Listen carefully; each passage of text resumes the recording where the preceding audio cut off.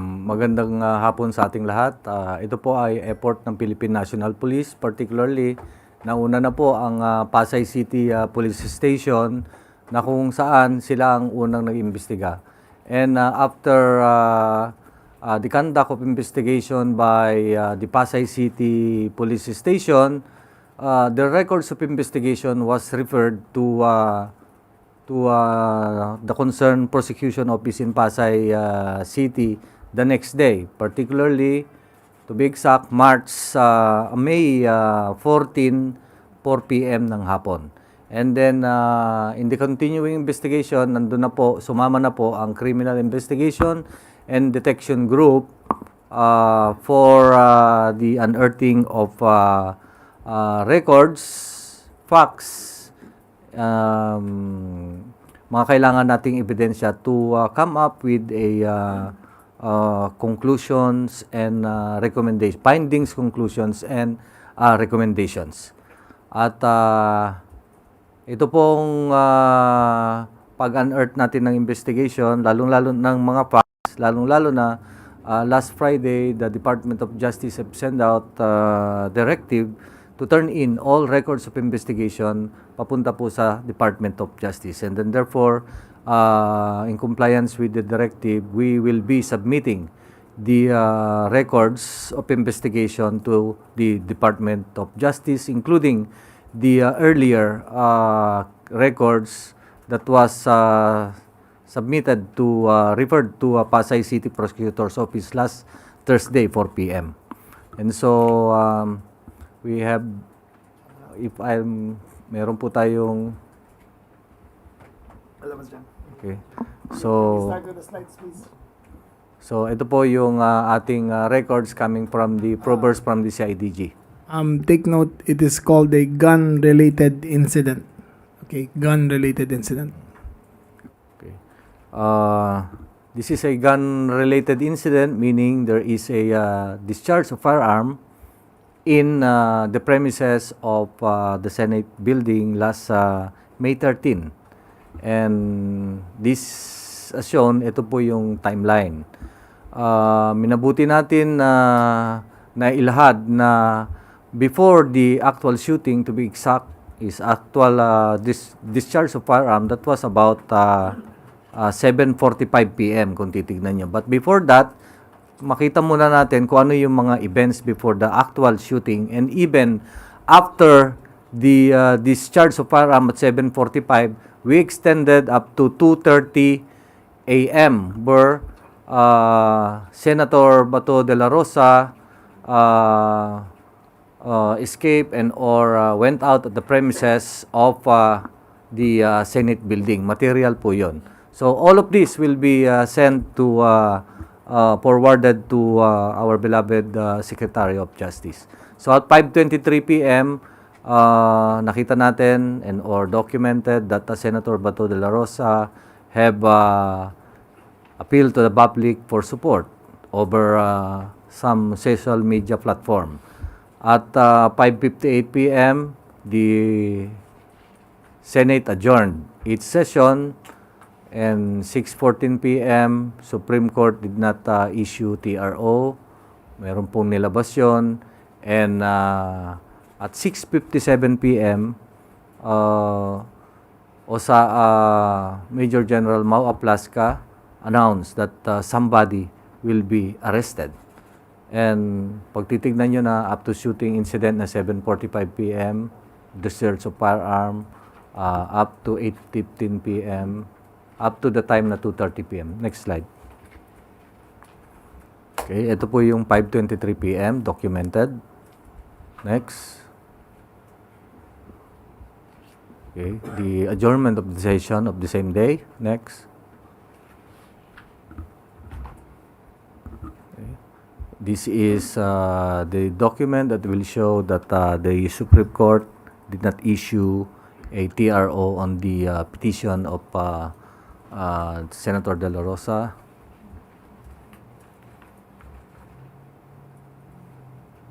Okay. Mau Aplasca announced that they are going to arrest somebody. Take note of the time, 6:57 p.m. Okay, at 7:05, nag-lockdown ang ating Senate for security. And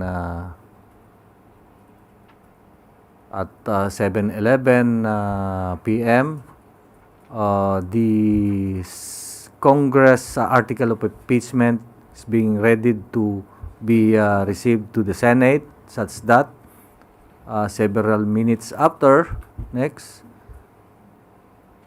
at 7:22 p.m., it was hand over physically to the Senate. Next. At 7:45 p.m., gunshots was heard inside the Senate premises. Take note of the time. It's 7:45 p.m. Next.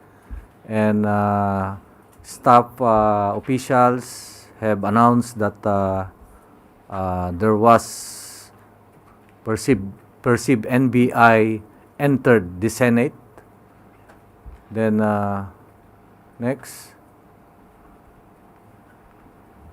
at 8:39 p.m., we have pronouncement by the NBI that they were not involved in the shooting incident. Next. At 9:35, of course, our beloved SILG rushed to the Senate to ensure that maging stable yung lugar doon. Okay, and upon the request of officials from the Senate, particularly several senators. Okay. So, up to the time that the Senator De La Rosa was seen leaving the Senate premises at about 2:30 a.m., madaling araw na ng the next day, May 14. So, it's approximately about 6 hours after the shooting. Next. Okay. So, on days before, one day before the actual shooting and or discharge of firearm, May 12 particularly, umaga pa lang ng May 12, may nag-coordinate na po nagko-coordinate na ang GSIS security officials and the OSAA security officials with regards to the security on GSIS. Okay, that will show that there was really a meeting. Take note that this one day before May 13. May 13 is Wednesday. Nagko-coordinate na po sila. Okay, next. And the next day, meron pong nag-implement po ng red alert status ang GSIS. So, naglabas po, in effect, naglabas siya ng direktiba sa hapon ng May 13, particularly May 21 po nilabas. Next. The GSIS security officer conducted inspection and identified nine areas, particularly nitong Wednesday na ng umaga or hapon, citing to tighten the security as shown yung A to I, particularly yung Gate 1 sa Jokno, Gate 2 on Macapagal Avenue, the GSIS Senate Common Gate, yung Common Gate po doon, yung in between, and the Kalayaan Garden. Kalayaan Garden is on the northern part of the Senate premises and northern as well as the GSIS premises. We have yung pang-E, outdoor canteen hallway leading to the Kalayaan Garden. And itong glass door core level 5 hanggang helipad po ng level 6, level 7, and level 8. Next.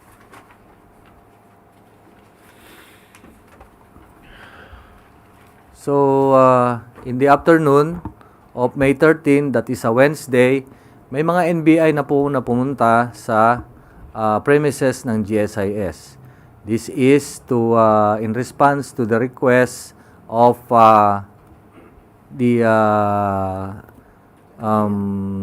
GM Biloso of the GSIS kasi nagre-request sila to fortify the security of the GSIS.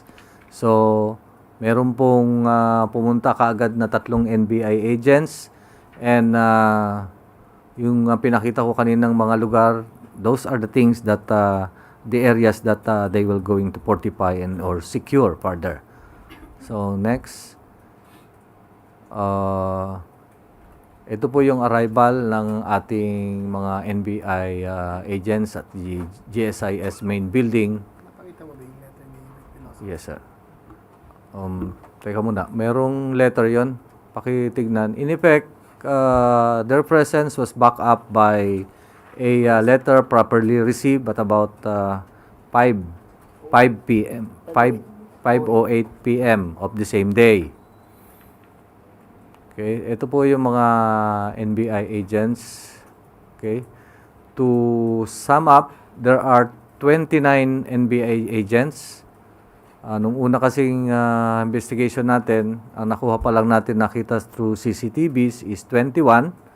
And after the conduct of the continuing investigation, we accounted 29 of them.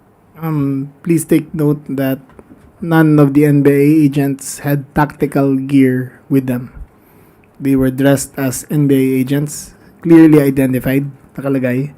But none of them had tactical gear with them. They did not have a battering ram. They did not have provisions for shape charges to breach any door.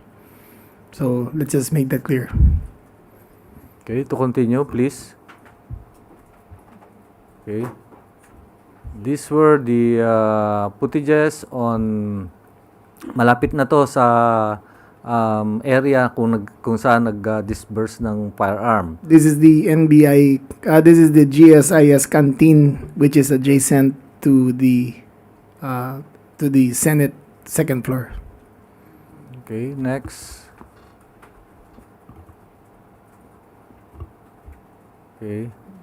Again, site inspection at level 2 or second floor at 6:51 p.m.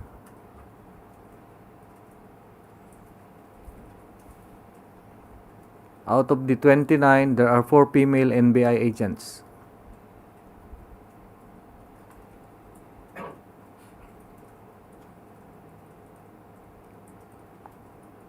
Okay. Next. Okay. Minutes before the gunfires were heard, ay merong naririnig din na nagdi-drill dun sa when you are inside the Senate premises and as well as GSIS premises, because at the GSIS premises, particularly at the ground floor, may pinto po doon na steel door na pinortify ng ating maintenance or security ng GSIS. So yun po ay recorded, and this is the proof that this was recorded. For the information of the body, all entrances from GSIS, Senate to GSIS, or GSIS to Senate, since early in the morning, were being fortified by the GSIS maintenance. They had duly informed the maintenance of the Senate that there was going to be drill work going on in all the doors of the Senate of the GSIS connecting to the Senate. So again, the GSIS management, the Senate maintenance management had information that there was going to be fortification of doors in the GSIS area. So, hindi gulatan to because conspiracy theories were abounding, but they were duly informed. Okay. So there was a drilling and the drilling sound maririnig and they put bolt after drilling. I think several bolts were put and then naglagay ng mga steel cabinet. And that is in the ground floor or first floor. Take note of the time, that is 7:39 p.m. Next. For the information of the body also, the GM found it better to secure the entrances going into GSIS because Senator Bato had called for a people power movement, and had there been anarchy in the building, the GSIS contains billions of pesos of worth of artworks that are displayed in their walls. Had there been an overflow of people going to GSIS, the losses would have been incredible. So it was better, he found it better for them to secure the doors so that there would be no commotion going inside to the GSIS building. Next slide. Okay. The next slide will show what happened after the drilling in the ground floor. And then we'll go to second floor, and this will show the second floor area. On the right side is merong pinto doon coming from, if you're inside, you have to, on the right side merong hagdan doon. But before the hagdan may bintana and merong pinto. And this area, in this CCTV, was requested and or nakuha natin, secured from the CCTV of the Senate.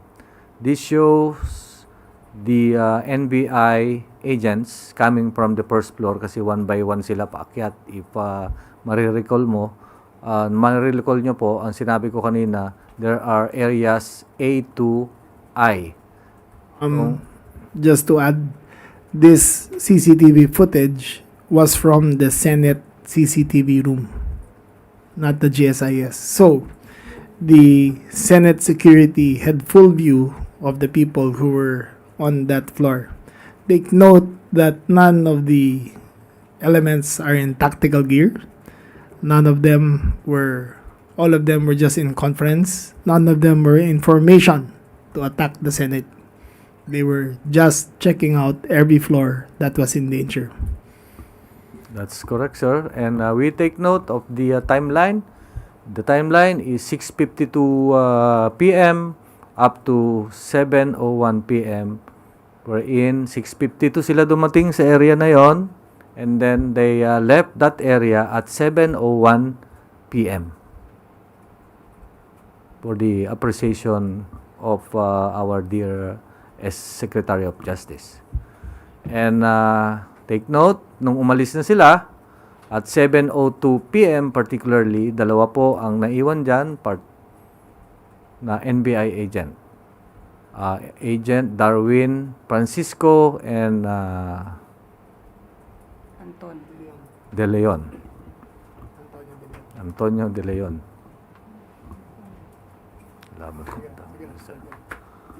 Okay, so makikita nyo dyan, dalawa sila. They are with the uniform of NBI. And naglagay lang ng upuan dun sa may hagdan.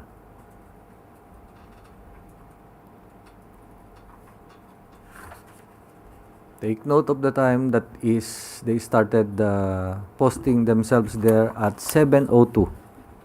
And take note the earlier my earlier statement that that place is within the jurisdiction or control of the GSIS. Okay, next slide. At 7:44 p.m., 42 minutes after dun sa debuting on the second floor veranda, ito Okay, General Laplasca called the Pause, please. Pause. Pause. Rewind, please, to when General Plaska was addressing the units. Rewind to 15 seconds. There. At that moment, General Plaska called in the OSAA operatives, including the PNP and the Marines, and gave the order to lock and load. So, in his order, you could see the Marines were cocking their guns. So it was lock and load. After which he proceeded to the hallway leading to the doorway where the NBI were previously reconnoitering. Okay, proceed. Okay. So that's the video when they organize themselves to go to the area.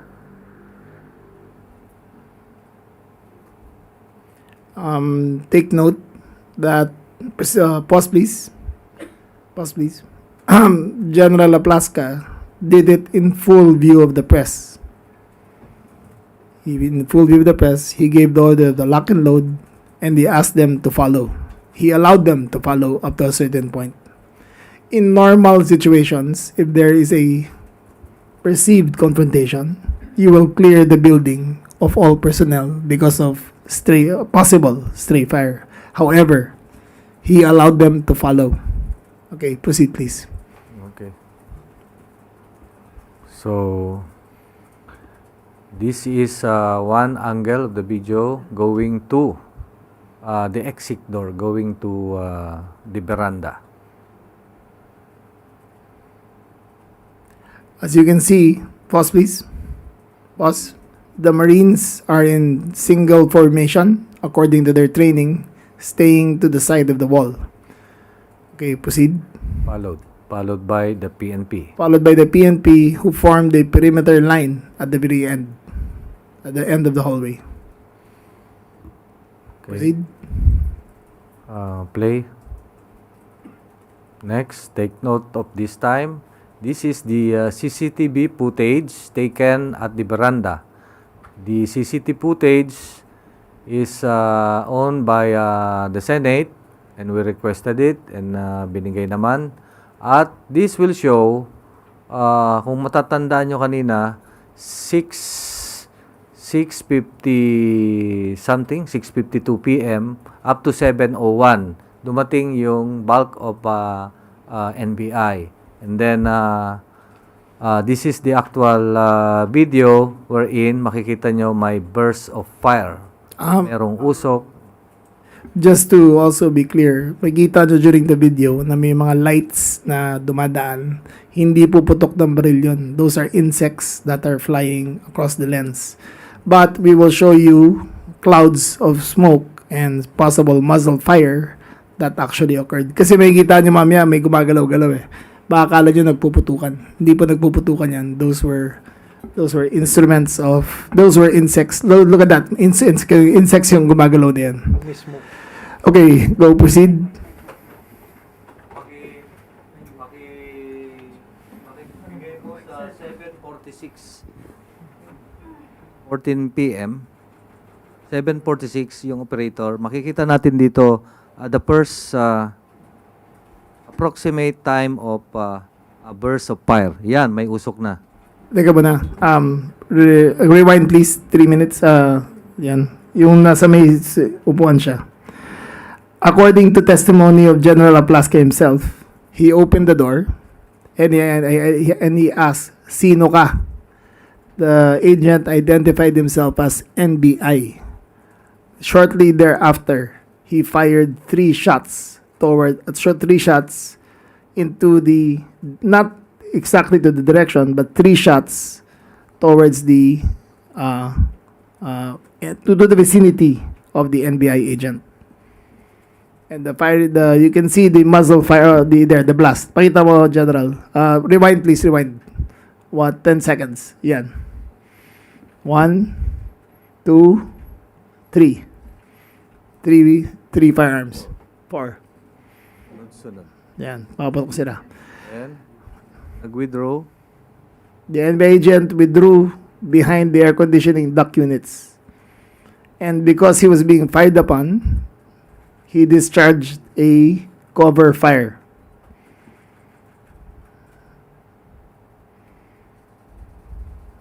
One. Then, one.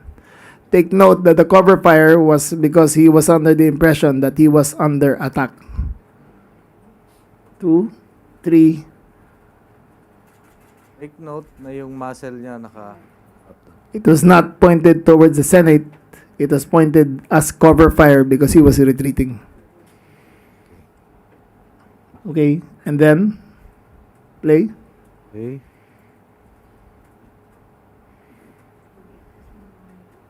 Okay, next CCTV. So, the next CCTV, At this point, the officer in charge instructed the agents, do not engage, do not engage. So they retreated. He was waiting for them. There was that's not a gunfire. Okay? He was waiting. The instructions were, do not engage. Agent Ledesma ba? Ledesma ba yung, sino yung, ano? De Leon. De Leon was in retreat. He was waiting.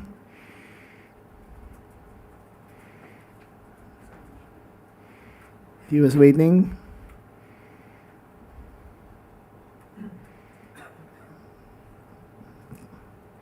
Forward a little. Forward a little. forward. There. Then that was after the exchange. That was after the cover fire. He looked behind if there was anyone following him, and they both retreated towards the canteen. Okay. Back. This place, tandaan nyo, back. Back. Rewind. Rewind. Dun sa former slide, not that one. Former slide. Sige, play mo yan. Ito yung makikita natin, that CCTV video is placed, the area is beyond this place. Okay, next.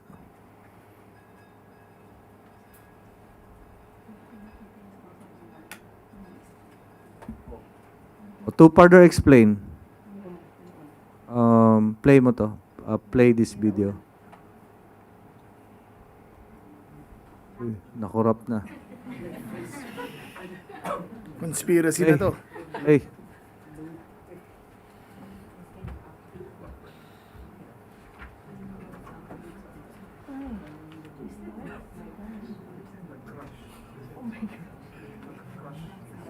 This video is owned by the Senate. So we requested this video.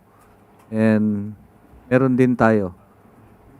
Yung area, dito na yan. And then, this is the boundary, may pinto. Beyond that is yung second floor. Nandyan yung mga OSAA personnel, including the Marines and Police.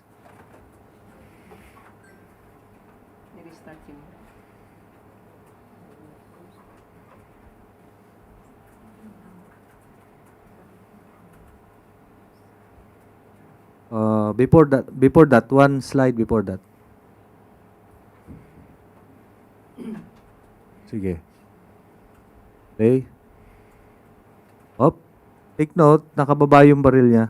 Muzzle down. This is an NBI agent when he was being accosted and or being challenged by the OSAA General Aplaska. Okay, next slide.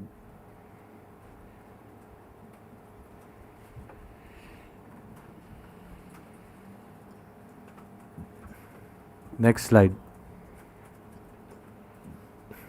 Okay, this is the video footage also owned by the Senate. If you are inside the building at the second floor, that one is Jemel Ledesma, sir. OSAA personnel, yung unang-una. So, pause. If you can see, pause please. Pause. if you can see, the certain Mr. Ledesma, member of the OSAA, was peeking through the window. Sumilip siya. Sumilip siya dyan.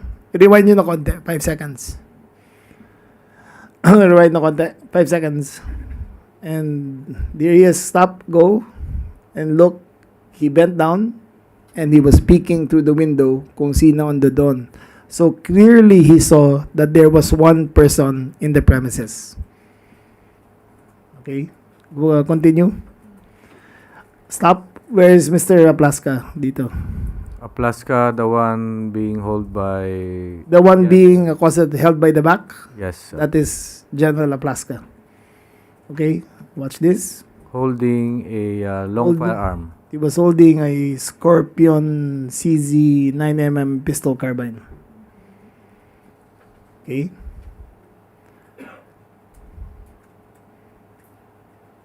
Further, go. He opened the door. Opened the door. Asked. At that point, I think he was asking. And at that point, the NBI agent was retreating. At there, stop. You could see that suddenly the reactions of the Marines were in ready position. We assumed that this is the first time shots were fired by General Plaska. Continue. They closed the door. Continue.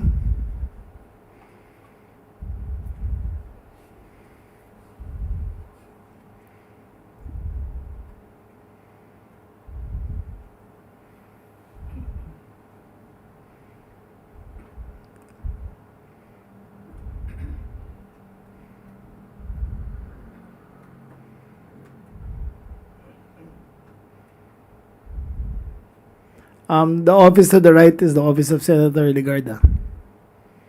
She was not there at that time. In a few seconds, mamamatay ang ilaw. There. They turned off the lights. The emergency lights went on.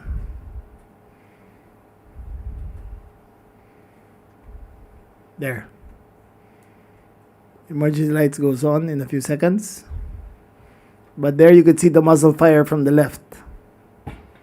1, 2,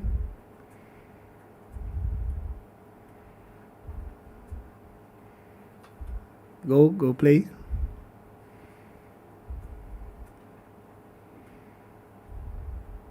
Plaska went out.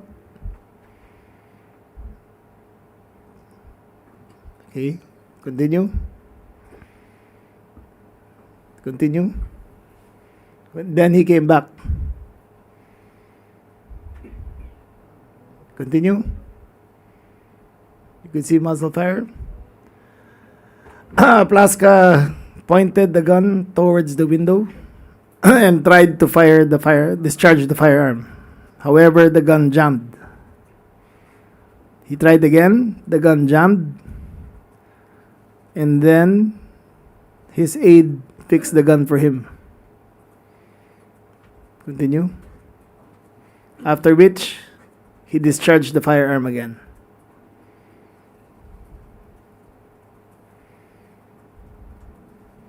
Mind you, there was nobody there. There was no shots being fired at them. Okay? After the last fire, this one of the 40 caliber, sinong agent ba to? One last fire? Montilla. Montilla, sir. Okay, they retreated. Okay? So, this is the retreat.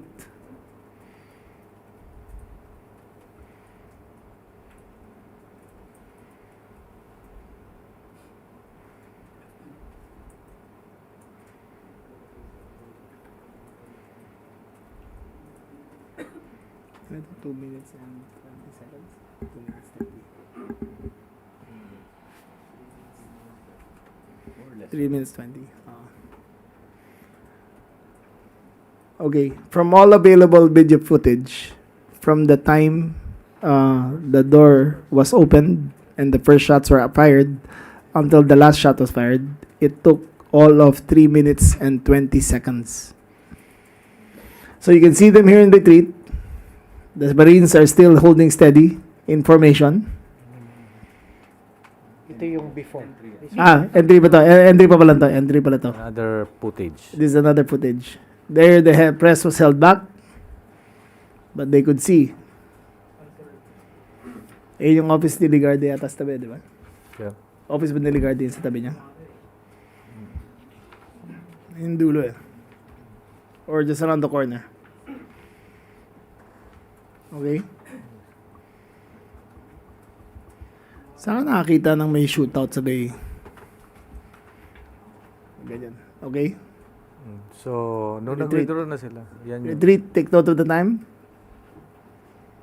because the first shot was heard already.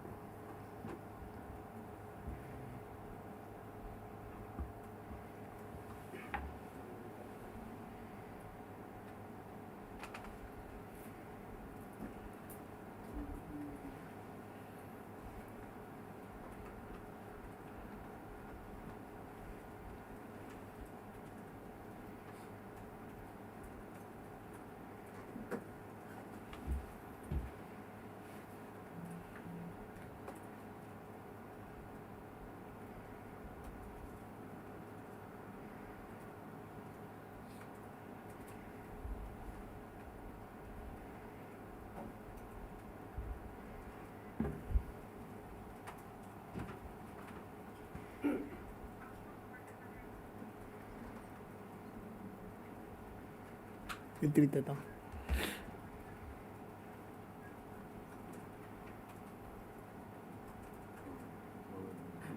Forward, please. Forward. Next slide. Here is the picture of the NBI agents regrouping.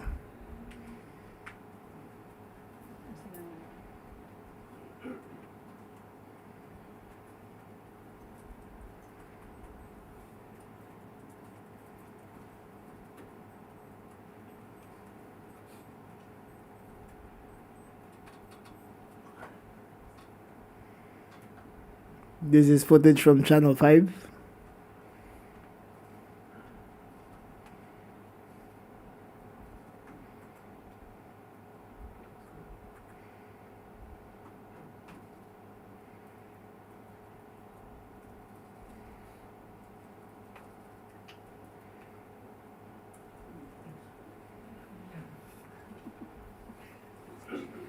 Okay, I arrived there approximately 8:35, after which I met with the senators and I gave instructions for the PNP to do mopping up operations, clearing operations in case we did not know the nature of the incident yet.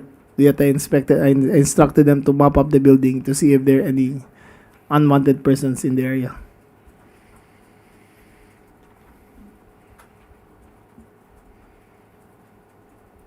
Now, there was a report of, we will show it later, of a tactical bag being left at the scene.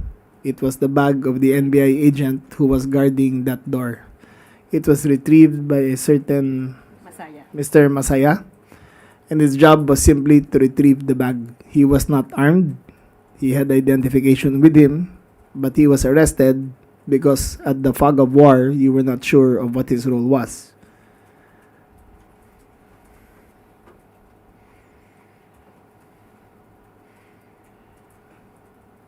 So here is Zian Ambrosio, who was embedded into the operation by accident. She was not invited, it was by accident.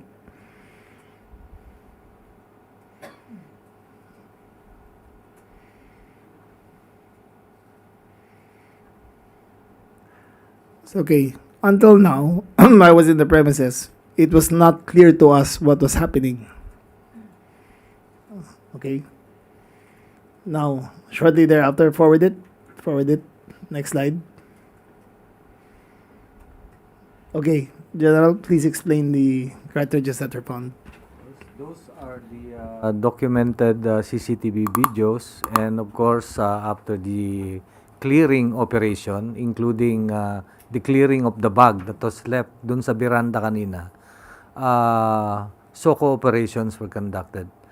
And during the SOCO operations, material to that is, of course, there was a discharge of firearm or shooting incident. We need to get pieces of evidence, particularly the fired cartridges. So in total, we have the SOCO recovered 4 fired cartridges.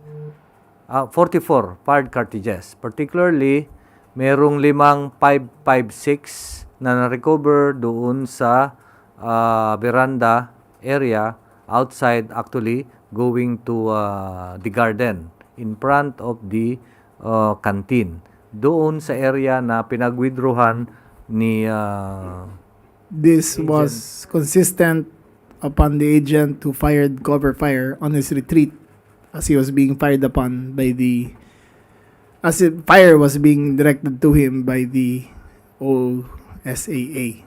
Ayun yung 5.56 na cartridges na nahanap. The others, General? Yes. As well as dun sa outdoor yon, 5 pieces 5.56. Okay? And another outdoor, dito sa may walkway, kung saan nagkumpulan kanina yung mga NBI, there are 3 9mm fired cartridges. Okay? We have recovered also 5 metallic fragments and as well as 3 lead core dun sa outdoor na yon, but this is hindi ma-recognize ang ating ballistics. Okay? We have also dun sa loob ng Senate before exiting yung exit door, there are 9 pieces caliber 40 fired cartridges as well as 27 9mm fired cartridge and 1 live ammo. Live ammo, meaning nalaglag na ammunition ng 9mm. Aside from that, may nakita tayong bullet hole on the door, the window, and the direction of the bullet that hold that door and the window is coming from inside, going outside. So, 6 dun sa pinto, through and through, and 1 was stuck on the door jamb, and several bullet holes dun sa window. And so, on the outside, wala tayong makikitang bullet hole going inside the building. Okay, so, and per our ballistics examination, those 44 fired cartridges came from 4 firearms. So, meaning, meron tayong 4 na shooter. And this 4 shooter ay identified to be Montilla of the OSAA and Ledesma of the OSAA, and the warning shots made by Agent Francisco of the NBI. They were 5.56 when they were cover fire, not warning shots. okay. Cover fire on retreat, yung 5.56. As you can see, yung baril ni Charlie Dumlao Montilla. is identified. Yung kay Ledesma is identified. Police Major, retired Police Major Plaska was asked to appear today to the CIDG to turn over his firearms, but he refused to appear and gave an excuse. He was supposed to turn over his firearm so that we can run the ballistics, but he did not appear to the CIDG for the information. Okay. So we have fully accounted the empty shells except for the 23 empty shells. Okay? Yung 23 empty shells na yun ay fired from one firearm. To take note, the discharged fragments from from firearm numbers 1, 2, and 4 were accounted for. The 23 other bullets are not identified with any of the 3 guns presented. We asked General Plaska to appear to submit his firearm, but he did not appear. Okay. Take note of the report, our report, the SOCO report, that the entry or there's no bullet hole going inside the Senate. Okay. Next. Okay. So those were the records of investigation that we will be sending to the Department of Justice for their appreciation. And now, There is one more video that occurred at 2:30 a.m. Amidst all the confusion, one more video, please. The last video. So we had been doing clearing up operations. To clear that area took us several hours, but at approximately 2:30, please play the video.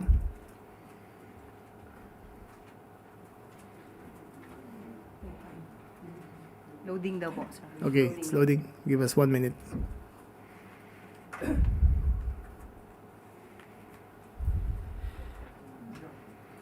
Remember, please be reminded that General Bato de la Rosa was declared under protective custody of the Senate, as attested to by the Senate President Alan Peter Cayetano.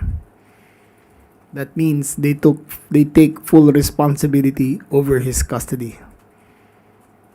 Next.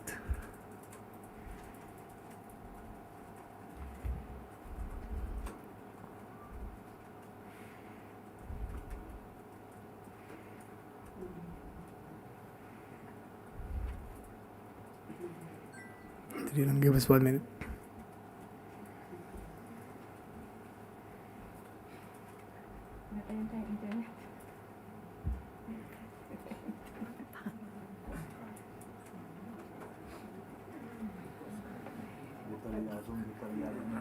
Ano yan eh, forced 20% savings. One last video before we end this. One bar. Hindi niya lang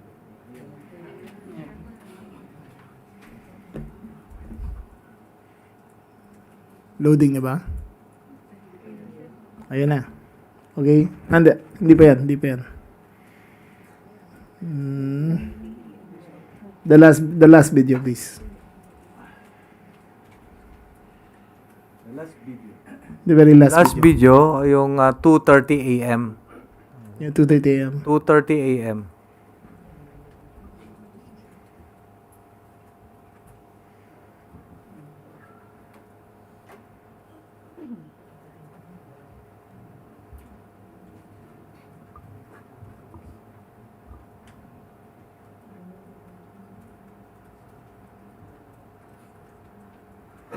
While we're fixing the video, would the Secretary take up one question, please? Okay, while waiting. Okay, go ahead.